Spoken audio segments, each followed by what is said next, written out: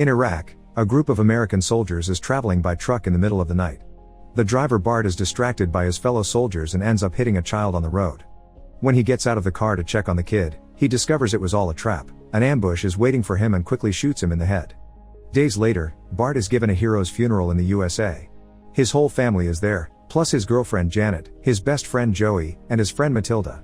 However, they don't finish the burying process that day because the excavator runs out of gas.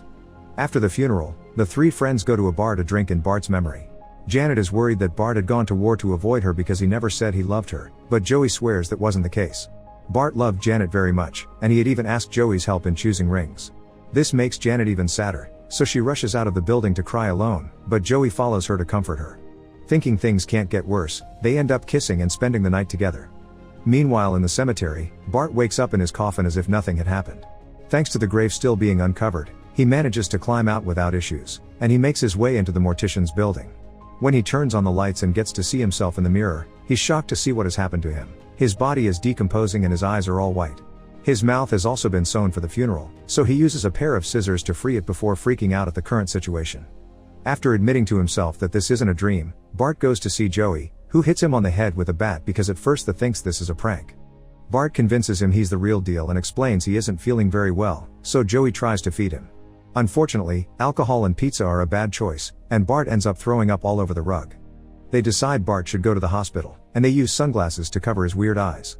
When a doctor checks on him, she's wary to come closer, and she completely freaks out when he reveals the autopsy scars. In the waiting room, Joey suddenly hears an alarm ringing and the staff causing a ruckus, apparently calling the police as well, so he rushes to get Bart out of there. By the time they come back to Joey's apartment, the sun is already rising and Bart passes out on the floor. A few hours later, Joey calls Matilda because she's a nurse and asks her to come to take a look at Bart. After promising not to tell anybody about it until they figure out what's going on, Matilda checks Bart's vitals and declares him dead, or more correctly, undead. She's sure Bart has become something like a vampire and will wake up again at night, so Joey should kill him properly before he starts attacking innocents. The only techniques that could work are a stake to the heart and removing the head, but Joey doesn't believe the supernatural exists and ignores Matilda's warnings as she leaves. When night falls, Matilda's prediction comes true and Bart wakes up. Joey cooks his favorite dish for him, but Bart just throws up again. Seeing as they have no other choice, they decide to follow the legends, and Joey drives Bart to the hospital, where he sneaks into the lab to steal some blood bags. Unfortunately, a nurse finds him, so Bart has to use the weapon he's brought with him to make her collaborate. The nurse puts the blood packages in Bart's bag and when he gets distracted for a second, she tries to fight to get the bag away from him, and the struggle causes Bart to lose the sunglasses. The sight of the freaky eyes scares the nurse and she steps back, giving Bart the chance to retrieve his bag with the blood before running away. Back in Joey's car, Bart drinks the blood, which helps his skin stop decomposing. Afterward, the friends spend the whole night out, drinking in different bars and flirting with girls. This is already more fun than they used to have when Bart was alive, and he thinks he's been given a second chance at life. When morning comes, Bart passes out again and Joey has to carry him back to his apartment. The next night, once Bart is awake again, they experiment a bit with the objects from Legends, but neither a cross nor holy water hurt him. Joey can't decide if Bart is a zombie or a vampire, so in the end he decides to call him a revenant. There's no cure for it outside actually killing Bart, but since he's in pain again, they need to do something to keep him fed. The friends decide to go for a ride and try to approach various tramps with signs that say they'll work for food, but it turns out those signs are just for show and they prefer to have just the money. Joey thinks maybe Bart should take their blood by force because nobody will miss them, but Bart refuses to kill anyone. Their next stop is the store to get some drinks, and after Bart throws up again, they're approached by a man concerned about Bart's health. However, he's just pretending. He's actually a mugger that takes a gun out as soon as he comes closer. Bart tries to stop him and gets shot in the struggle, but he just gets up again because bullets do nothing to him. The mugger freaks out and begins repeatedly shooting Bart, thus Joey takes the chance to approach him from behind and knock him out.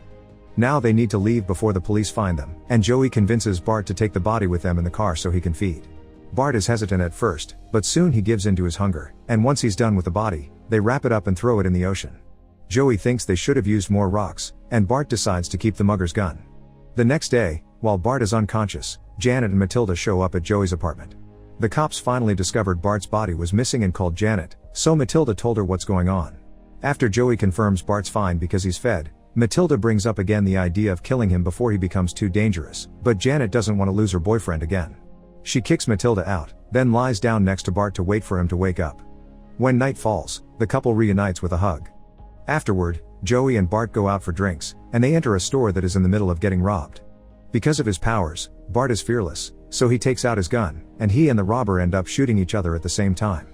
Joey takes the dead robber's gun, Happy Dust, and wallet, and Bart feeds on the body while the clerk thanks them for saving his life by giving them the items they'd chosen for free. A similar situation happens soon after. They find a man being robbed at the ATM, thus Bart kills the criminal and feeds on it while the victim gets to run away safely. The store clerk they help later appears in the news, and the reporter calls the friends the vigilante gunslingers. Joey is very excited about this, feeling like they've become superheroes, and wishes Bart would give him the dark gift too. However, Bart refuses, because being undead isn't as fun as it sounds.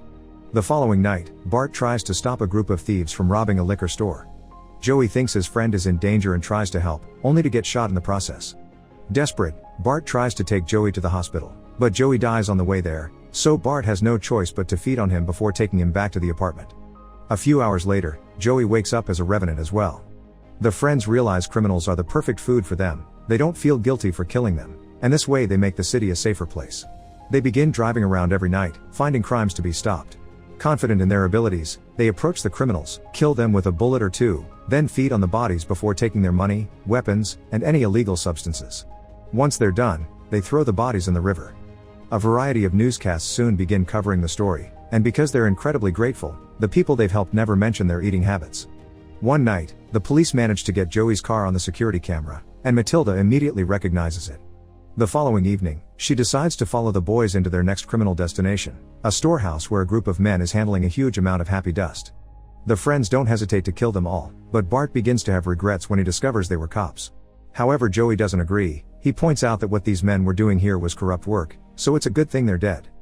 Matilda hears all this and records it on her phone before revealing herself to ask them to surrender or she'll go to the cops. Bart isn't sure what to do because he wants to protect Janet, but Bart doesn't hesitate to shoot Matilda even if she's their old friend. Before dying though, Matilda gets to send the recording to Janet. Afraid the cops will find them too, Joey sends Bart back to their place to pack as many things as possible while he makes some special arrangements. But when Bart arrives at the apartment, an upset Janet is already there, waiting for him after hearing Matilda's recording. Bart explains he can't keep on living if he doesn't drink blood, so Janet offers herself to avoid any more killings. Thinking this may be the perfect solution, Bart begins enthusiastically drinking from Janet's arm. Moments later, Joey shows up with a white hearse, 2 coffins in the back, and the bags of Happy Dust he took from the dead cops. He wants to escape to Las Vegas, where they can have lots of fun during the night and sleep in the coffins inside the car during the day. Before they decide anything though, Bart comes clean and reveals he accidentally killed Janet because he lost control while feeding on her. Furious, Joey insults Bart for what he did and asks him to remove the head so she doesn't end in this miserable life like them. But since Bart hesitates, Joey taunts him by confessing he spent a night with Janet. The friends begin to argue and take out their guns to shoot each other until they run out of bullets, but Joey has access to another weapon and uses it to shoot Bart away before leaving for Las Vegas alone. Afterward, Bart decides to do the right thing and throws Janet in the river by putting her body and her head in different bags. The police find him red-handed and arrest him, so morning comes while Bart is in a prison cell. Meanwhile, Joey is kidnapped by a group of gangsters that takes him to meet Bart's first victim, who has become a revenant as well and was able to leave the river because the friends didn't use enough rocks. The mugger wants to teach Bart a lesson for what he did to him, and in order to do that, he introduces Joey to his chainsaw. The following night, Bart wakes up in the autopsy lab because the cops had thought he was dead. After scaring away the forensic examiner, Bart escapes and returns to the apartment, where he finds a box waiting for him with Joey's head. It's still alive, but it can barely speak, so Bart uses a private toy to help with the vibrations in his throat. Joey explains what happened and asks Bart to end his suffering, which Bart accepts. The friends go to an abandoned plot, and Bart tells Joey that he loves him platonically before running him over with a bulldoze. Afterward, Bart tries to end things in different ways but none of them work. His next try is the subway rails, but that doesn't work either, and he ends up boarding the train instead. When a woman comes closer to check on him, he can't control his hunger anymore and jumps on her to eat. Bart is discovered when the train stops at the next station, so he runs through the crowd, trying to escape as he pushes guards away.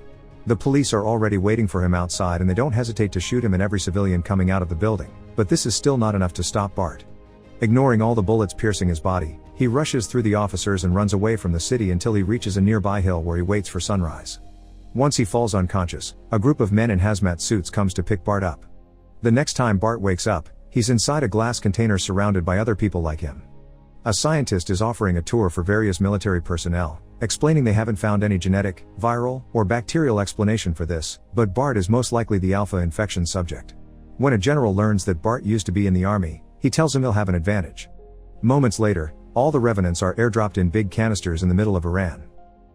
Make sure to subscribe and turn on notifications so you can watch more videos like this. Thanks for watching.